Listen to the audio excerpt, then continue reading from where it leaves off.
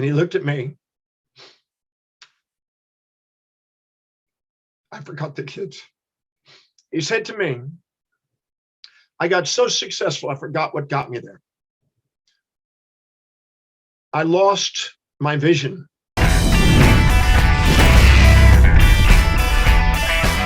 Welcome to the Business Titans podcast. We have a very, very exciting guest for you today. On Business Titans, we interview titans of industry, people that are at the absolute top of their field, world-renowned game changers, experts, and today we have for you Dr. John Demartini. He is a polymath and a world-renowned human behavior expert. He has studied over 30,000 books and has shared his wisdom on stage in over 100 countries. The Demartini method is the primary methodology that Dr. Demartini introduces at his signature program, the Breakthrough Experience, which has been delivered in 64 countries to over 100,000 students and has published a book by the same name, which has become a #1 bestseller on top of 40 other self-development books he has authored. How are you going today, John? Doing great. Thank you for having me on this program. Thank you. Wonderful.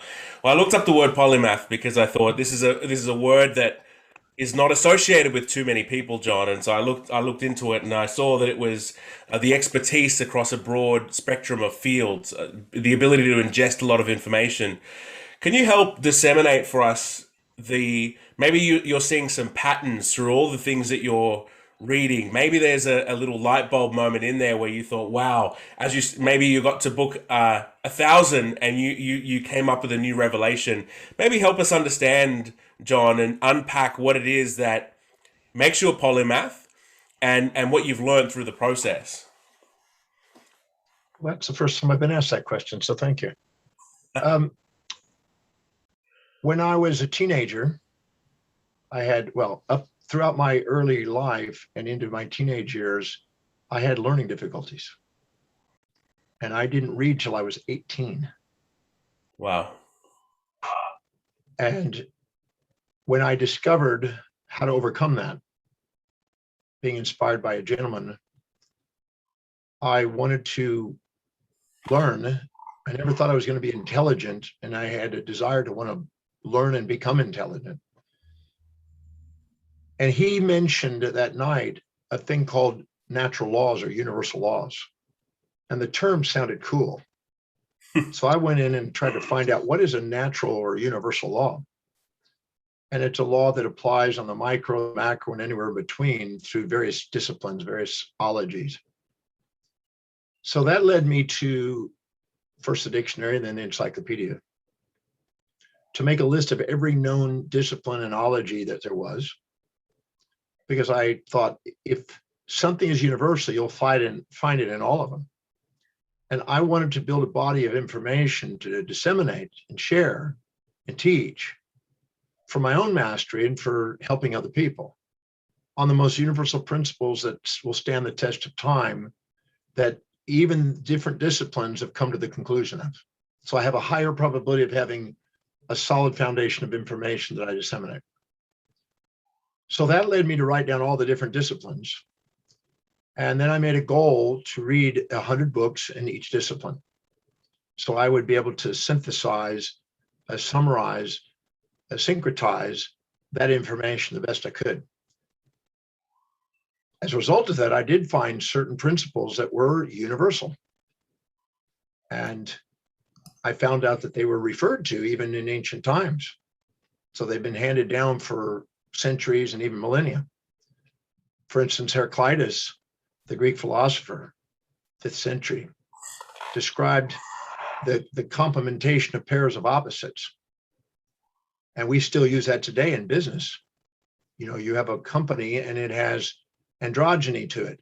It has people that are focused on business and finance and profits and intellectual pursuits, and there's others that are wanting to run families and social interaction and health, and there'll be different needs and values inside there, and they're complementary opposite values, and they have to be appreciated. You know, great leaders have to be able to handle paradoxes. And so that principle of complementation has vast impact on social structure, corporate structure, family dynamics, individual perceptions. And so I wanted to find those principles that I could apply through the various disciplines. So I studied the disciplines so I could then disseminate information back into the disciplines and try to come up with original ideas that serve people.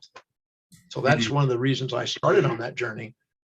And I became voluminous in my reading, and I just became a relentless pursuit of what was the most profound principles I could get my hand on to help people. Yeah, wonderful. And you touched on a really important notion, which is let's call it the polarity of the different drivers within business, and the notion of creating new ideas. You know, as you went through that story of saying, look, I decided to read 100 books in each discipline and get all this body of knowledge. You then struck on the chord of ideas. For you, John, what's the importance of ideas? I mean, now that you've got all this information, how does it help you apply and help business leaders in a more effective way? What are you seeing? Well, if you read a book, I read a book when I was 18 called The Principles of Quantum Mechanics by Paul Dirac. He was a Nobel Prize winner. And with the help of a dictionary, an encyclopedia, and a mathematical symbol text. And what I did is I took this entire man's life's greatest ideas summarized into a book, and I devoured that, stood on his shoulders. And in a matter of a short period of time, I took a whole life and I condensed it and got that into my consciousness.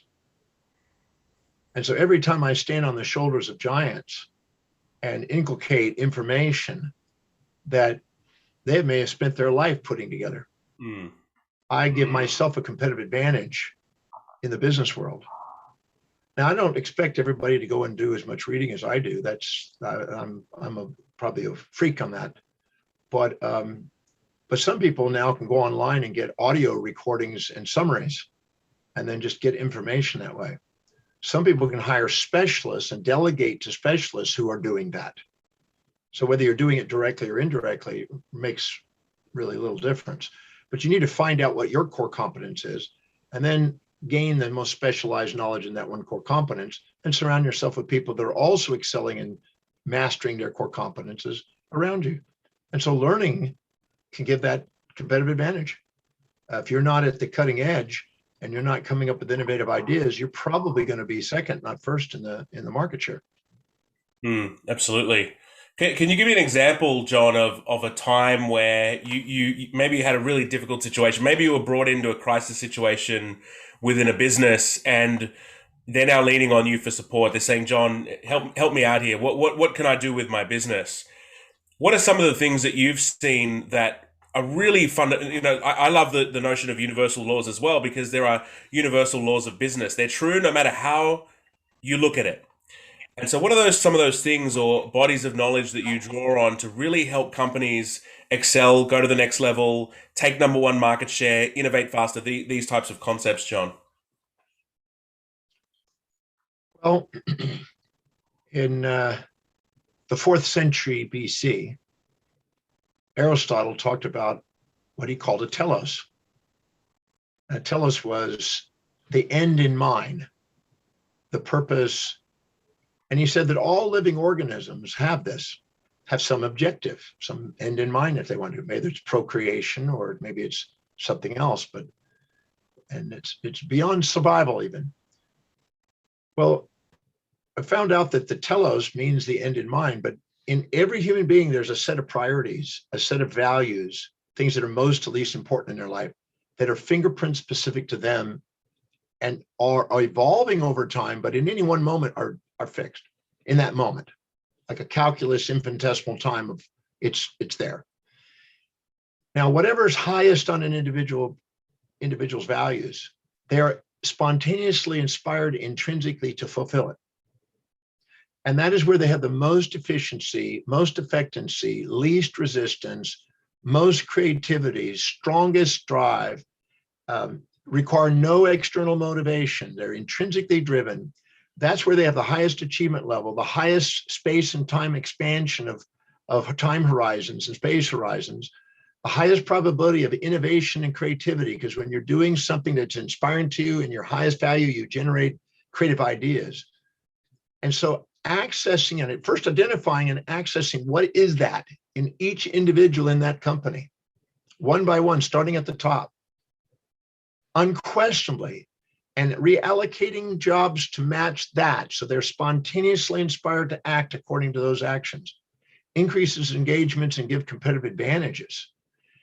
And so the one principle that's handed down all the way through the centuries about how to find that one thing, as Gary Keller says, that's most important, that you can concentrate on, that you can build momentum on, you can become great at, and increasing the probability of that put out throughout the organization is a principle that is universal in nature. It applies in sociology. It's called Ricardo's law of, every country has a unique thing that gives it competitive advantage.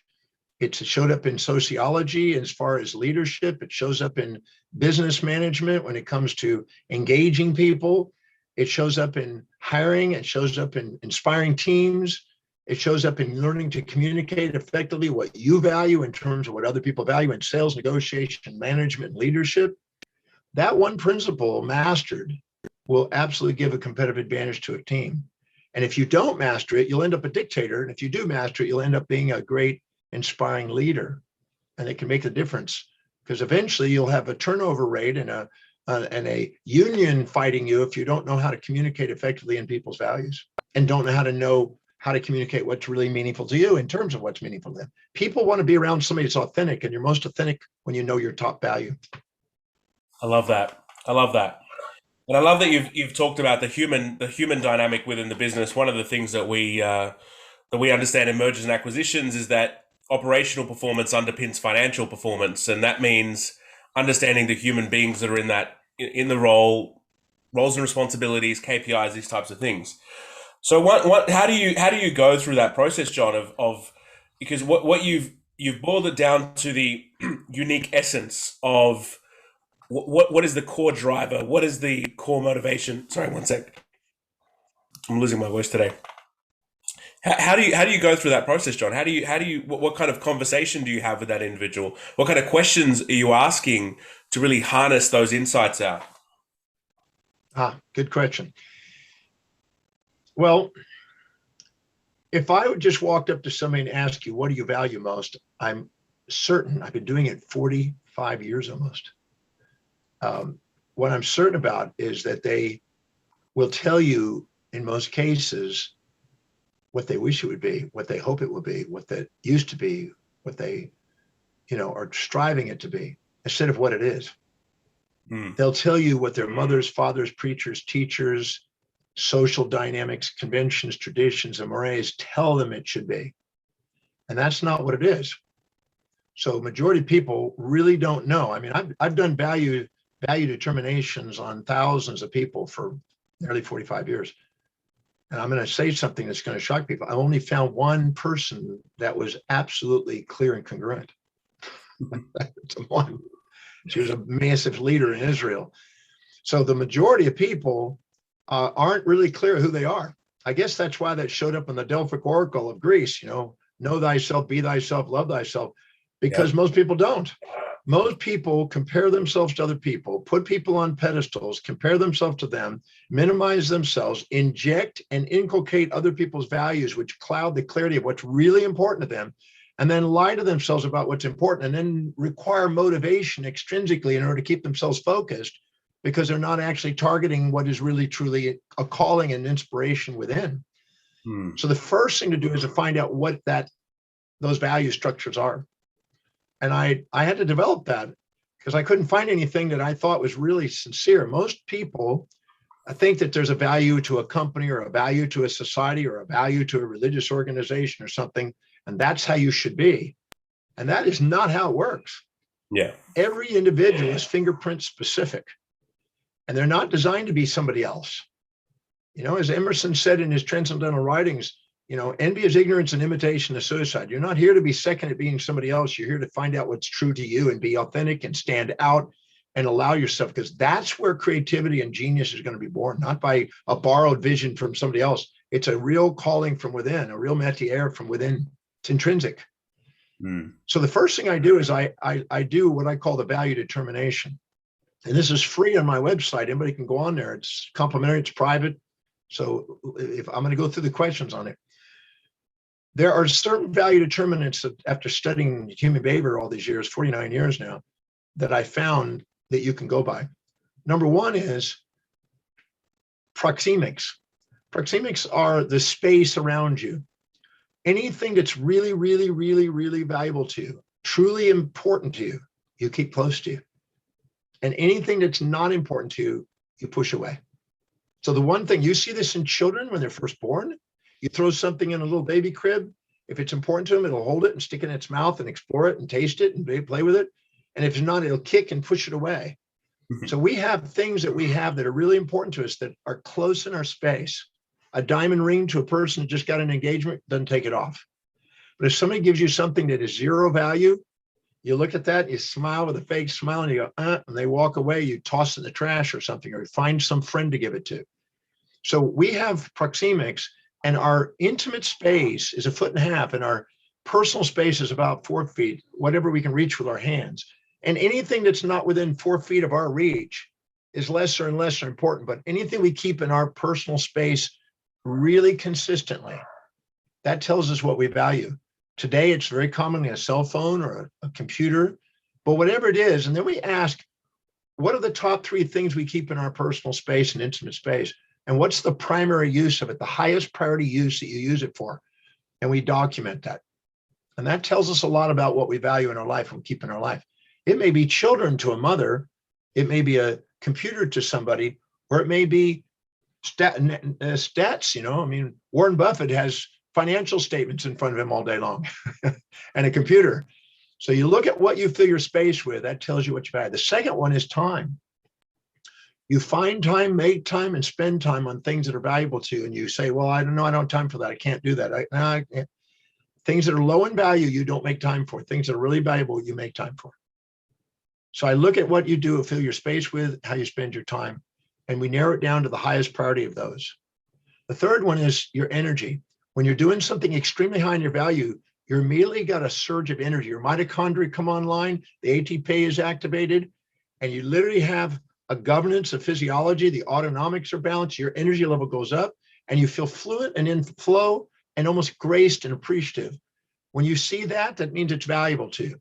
When you're feeling frustrated and you feel ungrateful and your energy is drained and you're going, whoa, what a day, and you feel like life was a freaking hell today, that means it's lower on your values.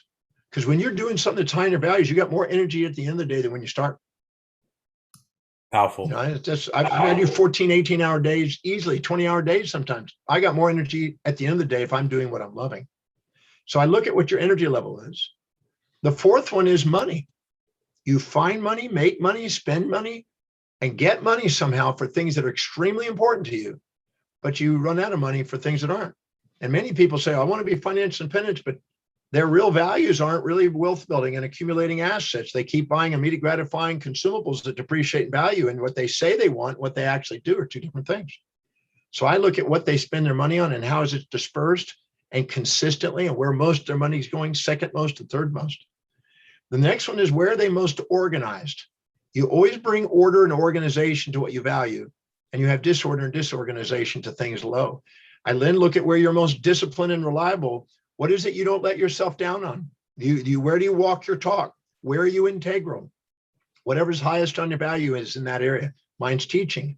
I do it every single day. You can rely on me to be doing seminars. This is the 7th one I've done today, 7th interview. You can rely on me to be doing that, but you can't rely on me to be necessarily working out in the gym all day or, socializing in a party. I'll let you down there. Anytime you expect yourself to live outside your own highest values, you're going to end up beating yourself up because you don't know yourself and you don't know what to expect from yourself. So you look at where you're most organized, where you're most disciplined and reliable. And then the next 3 are, what are you thinking about? What are you visualizing? And what are you internally dialoguing with yourself about most, about how you would love your life to be that is showing true evidence of it coming true? Not fantasies that you think, oh, I'd like to do this. I'd like to be an international sex symbol like Hugh Hefner, but there's no evidence, 0 evidence of that ever happening, right? But when it comes to teaching, there's massive evidence because I got 49 years of doing it. And I do it every day, 7 days a week. So you look carefully at where the evidence is on what you think about, what you visualize, what you internally dialogue with yourself about how you really want your life to be. So if you're not really getting results, it's not really important to you. The next one is, what do you want to converse with other people about most? What do you keep leading the conversation to? Because you always want to talk about that. And if you get in talk about it, you'll talk all night about it. You'll get engaged in it. And people go off a different direction. You'll fade out and introvert. So look at where you extrovertedly come out and want to talk about things. That tells you what you value.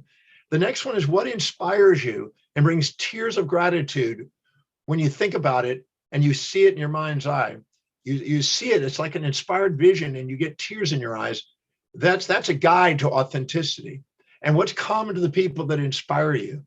There's people out there that inspire me. All the Nobel Prize winners have been inspirations to me. All the great teachers and philosophers through the ages. I just finished writing a textbook, a 1,300-page textbook on 200 of the greatest philosophers. So that inspires me. The next one is, what are the most consistent, persistent goals that you've had for a long time and you're making happen? These are long-term goals that you have for your destiny and your legacy. What is happening? That tells you what's valuable.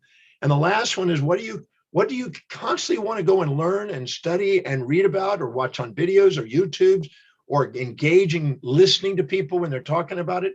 What do you want to learn about most? Because whatever is highest on your value, you want to learn about. Now, if you answer these and they're answered honestly and integrity, you'll see a pattern running in this all the way through, and it'll be the same answers coming through. And so what you fantasize, I'm not interested in. You can't run an organization with fantasies about who you are and fantasies about who your people are. But you can, once you get clear about that. And you can do this on any employee and find out what they're really committed to before you hire them. Because no one comes to work for the sake of a company. They go to work to fulfill what they value most. If they can't see how that job description is going to help them fulfill that, they're not going to be engaged. You're going to have to micromanage them. You have to motivate them, which costs money. Motivation is never a solution to companies. Spontaneous inspiration and engagement is what you want. And if you need tons of motivation, you got round pegs and square holes. So those 13 criteria, and look at the common denominators to them and what answers keep showing up. And the ones that show up most, second most, and third most are the top three. Those are the three things you want to know. That you can rely a human being on to do. They will do that. And if you hire them to do that, they will get it done. That's huge in leadership and management, negotiation, sales, all the way across the board. That one thing can be valuable. Yeah, absolutely. I think it's important for whoever's watching this to take a gut check moment and ask themselves, well, at the end of the day, am I more energized than when I started? Am I operating in my highest and best self? And John's just giving you the 13 things I believe that you can do in order to start that journey of understanding yourself, which is also a lifelong process. John, you talk a lot about your true empowerment and fulfillment. What does that mean to you? How do people, and we've talked about knowing thyself. I think that's a huge part of it. But what's your take on true empowerment, true fulfillment, living at your highest potential? What does that mean, firstly, and how do people get there? Well, if you fill your day with high priority actions that inspire you, your day doesn't fill up with low priority distractions that don't. That's simple. If you look at what you feed your mind, what you learn and read, what you say, what you do, how you fill your space, how you spend your time, how you spend your money. If it's not prioritized and it's not targeted into the highest priority things, unexpected bills, unexpected distractions, unexpected things take over. Entropy takes over a mind that's not negentropically structured, designed, planned, focused by priority. So we can't avoid that. And if you're not delegating lower priority things, you're going to be trapped. You cannot live a self-actualized, masterful, inspired, exemplary life without delegation. That's simple. I delegate everything. I mean, everything. All I do is teach, research, write, and travel around on my ship. That's it. I delegate everything. Cooking, drive. I haven't driven in 32 years. I haven't cooked since I was 24. I don't major in minors. If I let go of those and find people who are experts in doing it, that love doing it, that's highest on their value, I give job opportunities. I help more efficient management. I get higher quality standards. I'm free to do what I love doing, which is teaching, researching, and writing. So I delegate everything. And a self-actualized, empowered life comes from that. And then taking whatever you love to do in each of the basic areas of life, whatever you love learning, prioritize it. Whatever you love doing in your work, prioritize it. Delegate the rest. Your core competence, stick to it, build momentum around it. Whatever is in finances, structure it. I don't have to deal with management. It's all automated and managed, and my wealth grows every single friggin' day. It's growing faster than I can even do it, adding to it on active income. The same thing in your family life. Prioritize the things, get rid of stuff, delegate lower priority stuff so you're not doing honeydew crap around the house that is uninspiring to you or anybody else. Prioritize it. And socially, look at who you're hanging out with, prioritize what you're saying, prioritize who you are. Take command of your life in all areas. Physically, prioritize what you're eating, prioritize what you're drinking. If you're living to eat and not eating to live, you're letting the amygdala run your life instead of your executive function. And you're not going to perform at your peak. And the same thing, if you're not filling your day with the highest priority things, don't expect an inspired life that is going to inspire other people by exemplification. It takes a prioritized life. In fact, priorities originally was just priority, no priorities. There's no plural at one time. And priority came from a priority, that which was engulfed from within, an inspiration from within. And that's why our intrinsic highest value is so important to live by, because otherwise you're going to need external motivations. And external motivations come in the form of reward and punishment, which are the lowest, most banal forms of motivation for people. You can't expect to push people uphill and get high performance. They have to be able to go to work because they love to, they're inspired by it. And when you got a team of people that are inspired to go to work, people can't wait to get that inspiration. It was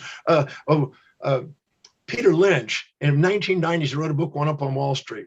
And he said, after I've done my quantitative analysis and qualitative analysis and technical analysis and decided the stocks, I get in a jet and I fly over and I meet with the individual companies and I go there and look and I talk to the employees. If I don't see them there, if they're not grateful for their job, if they're not enthusiastically working, not inspired by the vision and not, present with people and grateful for their job, I don't buy that company. It's not going to go up in value.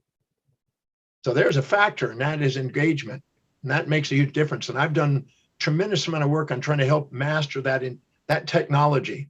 I'm not great in all other areas of the business, but that one area I can really contribute to people in that area. So that's my focus. Helping people be inspired by their work and engaged so they're creating innovative ideas that produce results that are competitive. I love that. You've touched on the notion of delegation, which is one of the most important factors to people being successful.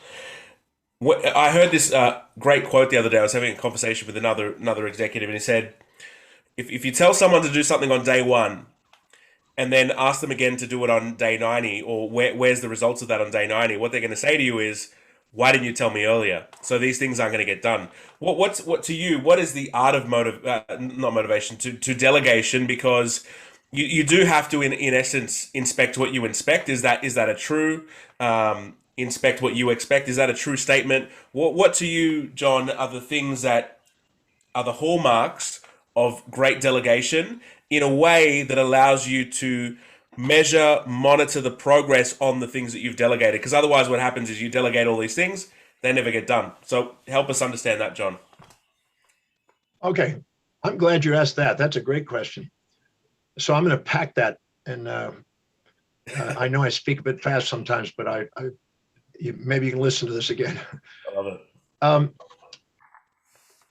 When you hire somebody, they're coming as a hierarchy of values.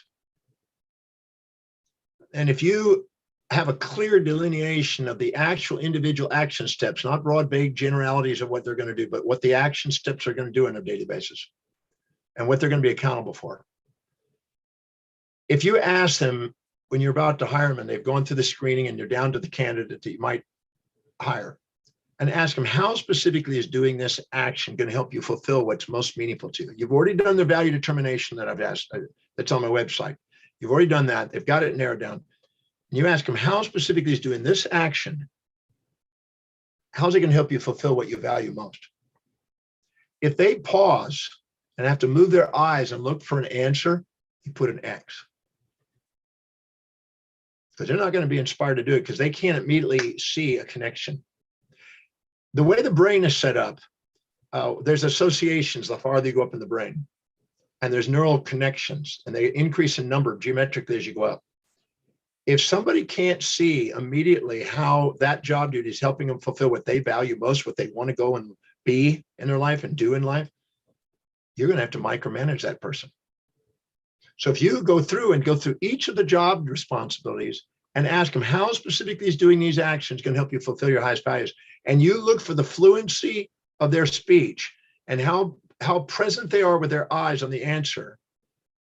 And if that answer is not answered, boom, and then they can rattle off answers that are enthusiastic. They can't fake this. I've been doing this a long time. They can't fake that. If they go in there and it's fluency, you won't have to micromanage them because they're inspired to do they are spontaneously inspired to fulfill what they value. If they see that what you're asking is going to help them do it, the micromanaging goes way down. Now, that doesn't mean you don't have stats, but those are the people that love showing you the stats.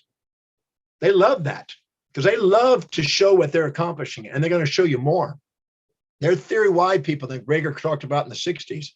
They're automatically self-sufficiently inspired because they're doing what they really love doing. But if they go in there and you hire somebody, then go, I don't know, and they try to come up with an answer that satisfies you, your own illusions, and you fall for it, and you don't screen them out, you're going to have to micromanage them. You're going to have to put KPIs on them all day long. You're going to have to then give them rewards and punishments and incentives. All that costs the company and puts overhead in the company. So again, back to engagement. Delegation, to the degree that there's congruency in what they're doing to what their job is, of a high level of congruency and engagement, the micromanaging goes way down. And then what you find out is that the higher the engagement, the longer the space and time horizon they think in. So if you go to a factory worker, they're going to think in terms of day to day, week to week. You go to a supervisor, you're going to think in terms of week to week, maybe month to month. You go to low management, they're going to think in terms of a month or a year. And if you go to a middle management, they may think in terms of a decade or something. And you go to higher management, you think in terms of a generation. And you go to a CEO, they may think in terms of the next, century or something. They're looking at their long-term plan.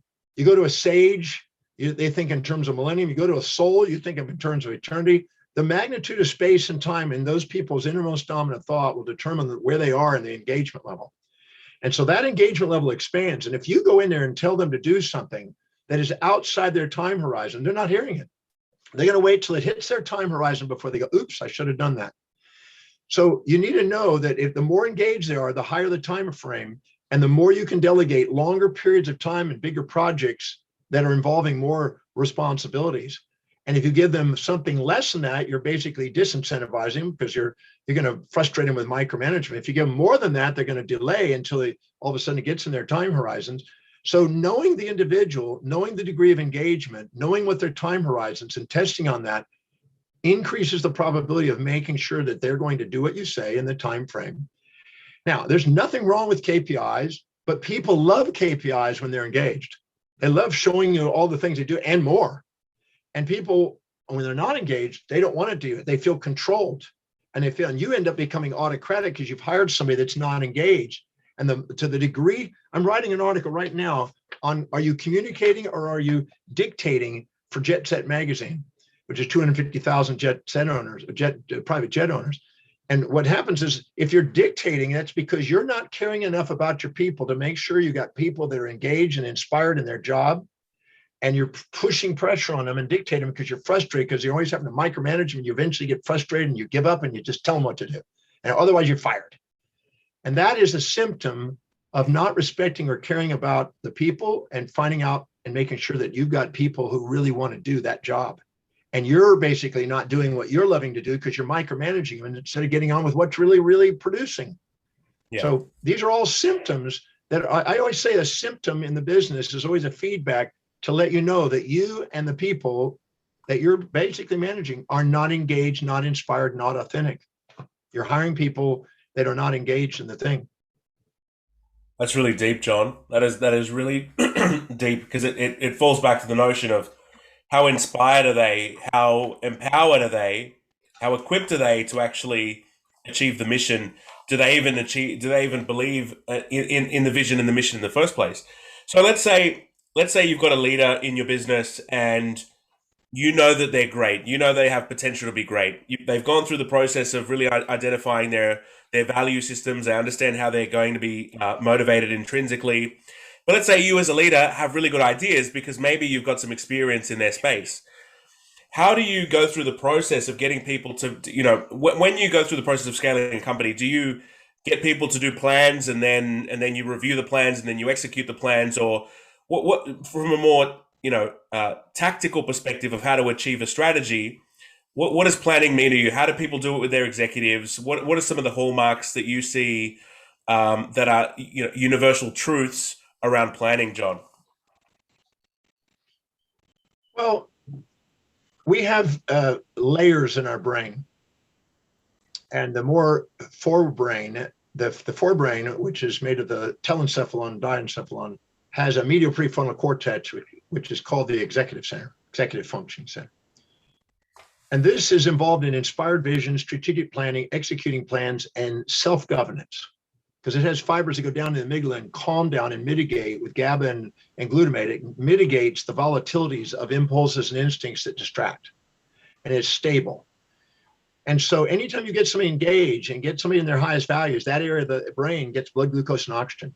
And anytime they're doing lower priority things, the blood goes down into the amygdala and they get impulsive and instinctual, which means they're frightened, they're fearing the loss of the things they seek, and they're fearing the gain of things that they're avoiding, and they're constantly putting out fires, and they're emotional, and they're not strategic. They can't even think strategically. So it's so important for the leader to exemplify prioritization, delegation themselves. They can't expect people down below if they can't do it themselves. It's just they're looking at the leader, and if they see a leader that's not doing their job, they're going to end up copycatting it. Their mirror neurons are going to do that because they're afraid of losing their job. They're going to subordinate to that. They're going to watch that many times.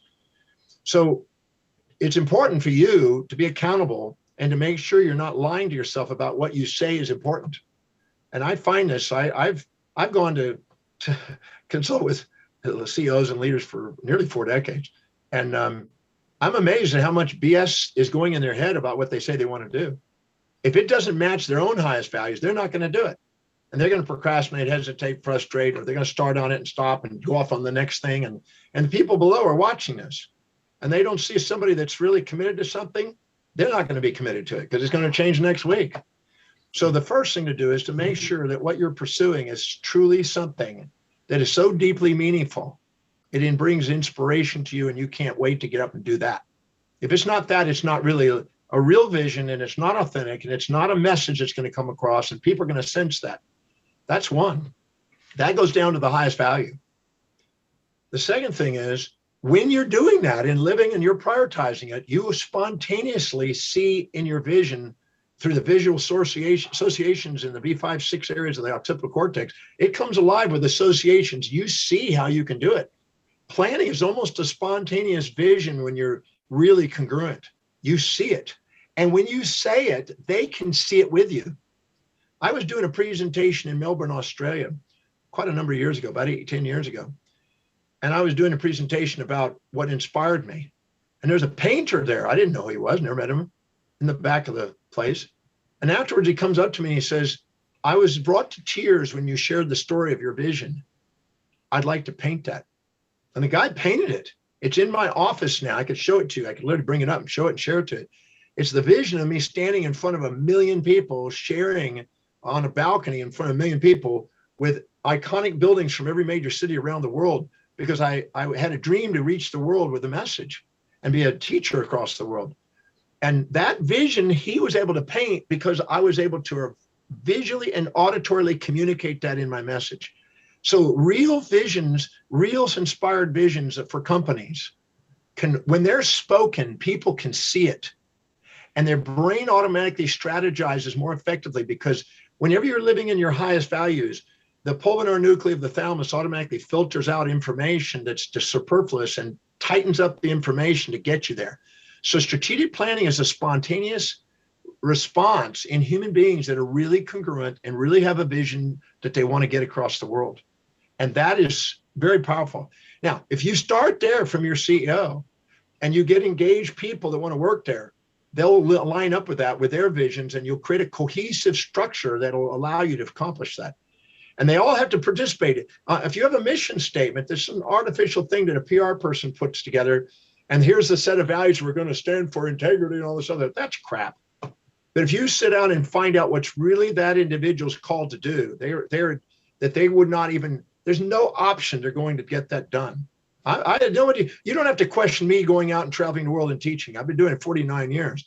But whatever that is, that one thing that you're committed to, you find that in each one of those executives and put together a cohesive summary of that together and get that clear, that team will automatically come up with strategic plans on how to get that done.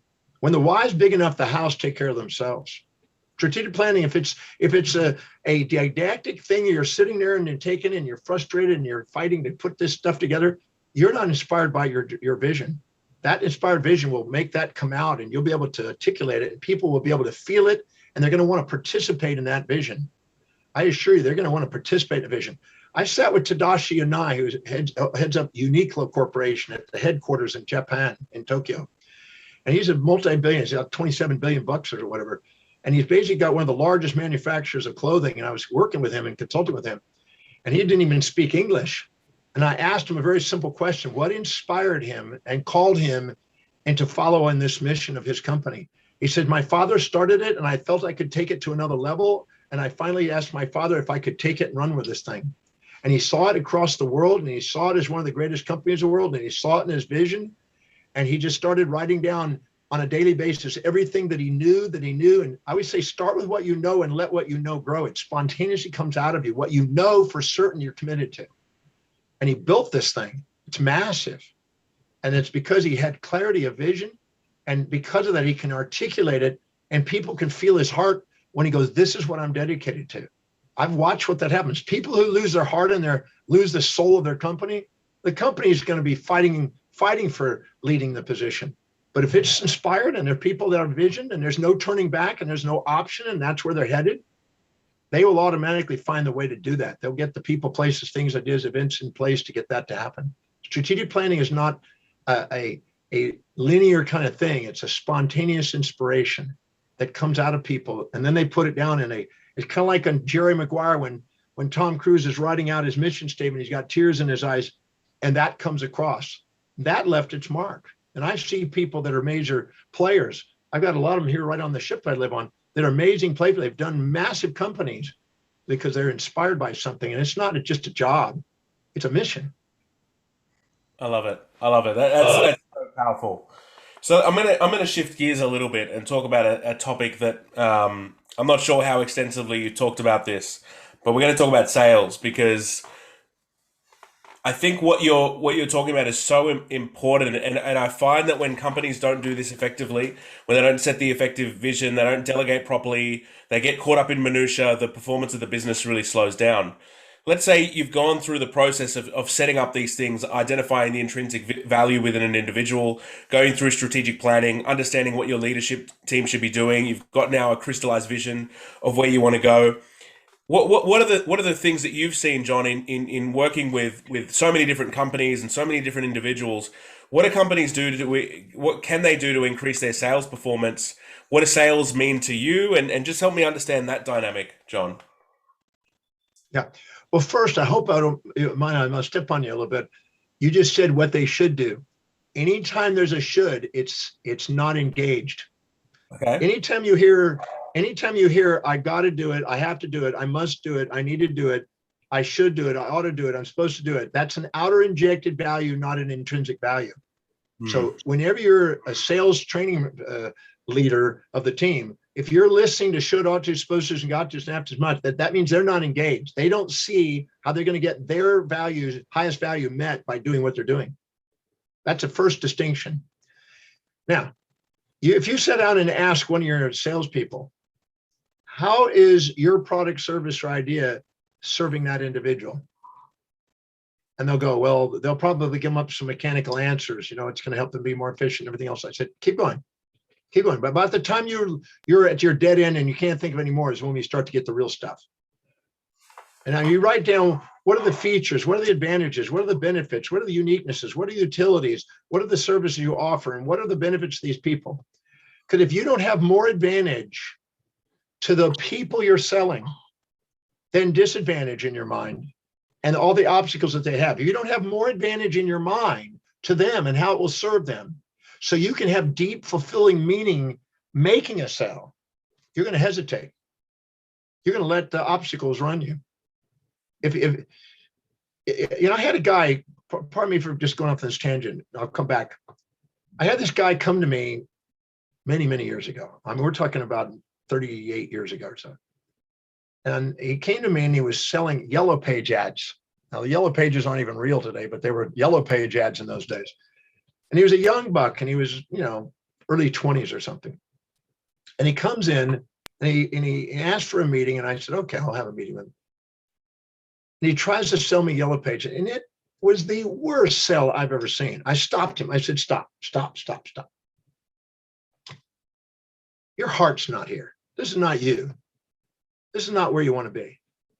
This you just screwed up the sale. You make me, I don't even want to look at it. I was interested in yellow pages until I listened to you. What do you really want to do with your life? What's really important to you? This is a job. You're trying to make money. That's not how to live your life. What is it you really want to do in your life? What is your dream as far as your business career path? He goes, that bad, huh? And I said, it sucked. So what do you really want to do? And he said, I want to be in the restaurant business. I said, then leave right now and go get you in the restaurant business. Find your restaurant, work your way up, go do his studies with it, whatever it takes, go get in the restaurant business, quit wasting your time on something that's not really truly important to you. You're not helping the customers. You're not helping your business. You're not helping the company. You're not helping anybody doing that. You're going to make yourself sick because you're going to not get a result and you're going to beat yourself up and you're going to lose your confidence. So get off that and let's get on to what you want to do. And I ended up having some audio cassette tapes that I was selling back then on an achievement and everything else. And I knew this one would probably help him. I said, and take this and run with it. And he left. 8 years later, almost 9 years later, my accountant asked if we can take me to lunch. And he wanted to go to this little super salad place, this quick salad place, because we were really in a hurry. We only had an hour for lunch. And you put, weight on a scale and whatever it is, that's what you charge for the salad. It's kind of a crazy place. When I walked in there, we started to go towards the salad. As I walked in there was the guy, 9 years older, 8.5 years older. And I recognized him. I said, Dan, go get in line, get me a tray. I'll be there in a minute. I got to say hi to somebody. And I walked over to this guy and he was talking to a gentleman. He was giving him instructions. And then all of a sudden, I just waited patiently, wasn't even aware I was there. And he turns and he sees me and he goes, oh my God. And I reached to shake his hand. He said, no. He put his arms around me and he called the guy back. He said, come over here. This is the guy I told you about. That Dr. Demartini, he's the guy that inspired me that day. And anyway, he says, John, Dr. Demartini, I left your business. I went over to Super Salad and I got me a job. And I was first working in the lines. And then I did some cash register stuff. And then I started doing this and I got my way up into manager. I own 8 and I'm about to own the 9th franchise. Wow. I love it. I'm 30-something years old and I got 8 franchises and they make me about $100,000 a year. I'm almost at the $1 million a year mark. Thank you for telling me the truth that day. Wow. That's the difference. So a salesperson, he had no problem selling what he was selling when he had his heart in it. So if you don't have a belief that there's more advantage to the customer inside your psyche of that product, that service or idea compared to anything that's out there, and if you're not selling something that's absolutely deeply meaningful to you, you're in the wrong business. Don't try to sell something you don't believe in. Don't try to sell something that's not so important to you that it has a deep meaning to get that person to get what's really important to them. And if it's not what they need, don't sell it to them. That's not fair to just sell something just because you've got to sell it for a stat. Go and care about that person and do what you can to make that person get what's real for them. And you will do more in business building relationships and building a network of people that trust you with integrity than any other thing in the long term. Think long term. Don't think of immediate gratification. And you know what? And if the company doesn't appreciate that and doesn't understand that that's a real asset to the company in the long run, then get out of that company and get onto a company that you want to really, really do something that makes a difference. So you can feel consciously inspired at night and going, I am making a difference and I have meaning. Because then you're going to want to go to work and you're going to want to master any obstacles that people try to throw at you. And most of those obstacles are your own internal conflicts manifested in the people, because you don't really have this absolute certainty that this is something that's valuable to these people's lives. And you haven't asked questions that establish needs and make sure it's a real match. If you do, it's inspiring to make sales. It's inspiring to make a difference because you want to help people. But when you get no, it's because you're not inspired by it. You're not really selling something that's meaningful and you're trying to fake it and trying to use fake motivation. No, you want something that is truly deeply meaningful to you that you want to make a difference in these people's lives with. We ventured there, John, into sales, and you've given me one of the most profound answers I've ever heard when it comes to sales. So that was really powerful. And you obviously have seen this play out so much in business. And what I think it comes back down to is leadership, it's vision. And I think what you're saying through this whole conversation is what you're really saying is that there's certain laws of the universe that have to be implemented into a business, from vision to intrinsic value. Don't do things like extrinsic value, because then you're distracted from things like intrinsic value. If you do these universal laws effectively, then the organization should flourish, right? I think that's the nutshell of what you're saying. Is that correct? Yes. Can I share one last story? I hope it's. I don't know how many minutes we have left. How many minutes do we have left? We got time. It's fine. Okay. So I get a lady from the Boston Consulting Group and a guy, McKinsey, from the McKinsey Corporation, and they asked me to do consulting for this gentleman who owns a paper company and a forestry company in Melbourne, Australia. And they said that we want you to come up. They flew me up to Melbourne. I meet with 4 executives, the operations, finance, CEO, this kind of thing. And they're sitting in a little boardroom and they're saying, you got to help us. We either got to get this guy out or we got to get him fired up, because he's retiring in 2 years, less than 2 years, and he's winding down and he's just not the same. And we either need to get him inspired again or out of here. And we want to take over the company if he's not going to run it. And I said, fine. And we go into this other room and here's the founder of the company and the CEO. And I said, all right, I'm Dr. Demartini. I got a series of questions I'm going to ask you. The first question I'm going to ask you, what do you perceive in 4 minutes? What do you perceive is going on in your business right now? Because from what I've told, you've been dropping in market share. You're losing to the Asian market. What's going down? And what I'm listening for is extrinsic reasons versus intrinsic. And he says, well, the Asians are doing it for cheaper, and Japan we can't compete with, and this. And everything was a blame outside. Anytime you separate causality and you put things on the outside and look for solutions on the outside, you miss the game. It's never out there. It's all inside. And I said, okay, now that the 4 minutes is up and all the BS is now on the table, I'm going to ask you the second question, because all that's all BS. And he was a little offended by that at first. And I was like, who are you to tell me that that's BS? But I already know about human behavior enough to know. I said, now I'm going to ask you a very important question. What is it that inspired you to found this company? And he looked at me and he leaned back in his chair, put his arms back like this. He says, I grew up in poverty. And right at the time I was getting ready to start school, elementary school, we had desegregation. And where I came from, we had to be bused into a nice school. And when I went to the first day in school on that bus, and I got off and went into classes, I saw these kids with new tennis shoes, new clothes, new backpack kind of thing, new pencils, new pens, new pads. I didn't have any of that. I had beat up old clothes, beat up shoes, one pencil that wasn't even sharpened. I had nothing. And I felt totally humiliated, totally poor, wrong place. I didn't want to be there. I felt intimidated. They looked at me like I was dirt. I didn't want to be there. It was a hell of a day the first day. At the end of the day, I was so humiliated, I didn't want to ride back on that bus.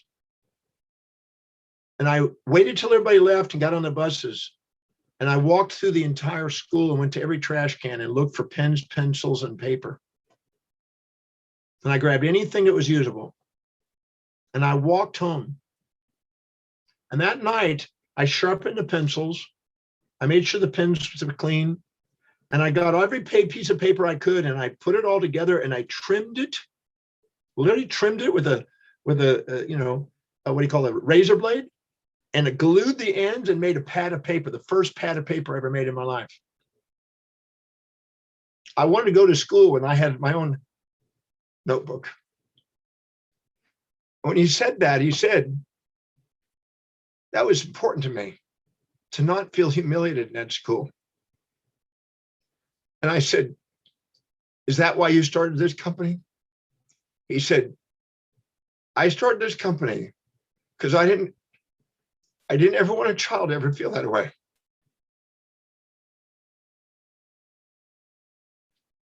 I said, now, I have a third question. Did you forget the kids? And he looked at me. I forgot the kids. He said to me, I got so successful, I forgot what got me there. I lost my vision. I said, now, they're telling me that you're planning on retiring. Are you doing that because of what you think you should do, ought to do, supposed to by society? Did you give up? Because there's nothing wrong with retirement as long as it doesn't get away with your real mission in life. He says, no, I'm anxious about that. And I'm sitting on the fence. I said, well, that's what your company's showing. And that's what these executives are seeing. So it's time to shit or get off the pot, excuse the expression. Are you going to be in this company and take this company forward again? Or are you going to let them run it and take it over? Because you're sitting here like this, it's affecting the business. He was in tears. I said, there's kids out there, and there's other people out there with reasons for you to put that paper out there. If you lose that vision, you're just didactically going through actions. Those are the vision flourish. Those without a vision, they perish. And those are the mission, have a message. Now, in 3 months, you were seeing the turning in the positioning and the market share. In 6 months, back on top. Had nothing to do with the stuff out there. And people want to come up with excuses. Had nothing to do with that. Had everything to do with how they perceived, decided, and acted. And when they got back on the mission, those 4 executives were like, hug that guy at the end. He says, I'm back on. Let's go. We got kids to serve. Wow. That's the difference. That is incredibly powerful, John. I appreciate that story, and it just goes to because I've tackled this thing from multiple different angles, but what you keep coming back to is that intrinsic motivation and how really powerful that is for people. So for the people that are watching this, spend that time going into your own psyche. Go and find your authentic self. Overcome the idea of yourself, the ego, the idea of yourself that you have, and find your true essence, the part that is emotional to you, the part that disrupts your ability to not fall to tears, really, and find that part within yourself that inspires you, that motivates you to drive forward. John, is there anything else that you would like to impart into the audience today before we wrap up? To help the people find that, on my website, drdemartini.com, is a free private value determination process that they can use, or they can have their employees use, or they hire people. Take advantage of it. Right. It will help you and help them. It's just drdemartini.com, Demartini value determination process. You'll find it on there. I'm absolutely certain it's helping people all over the world. So it'll help whoever it is in this journey. Wonderful. Thank you very much. Well, look, thank you very much for your time, John. I appreciate your investment into myself and into the people, and we really appreciate your time today. Thank you. No, thank you. Thank you for giving me the opportunity to be on your show. Thank you.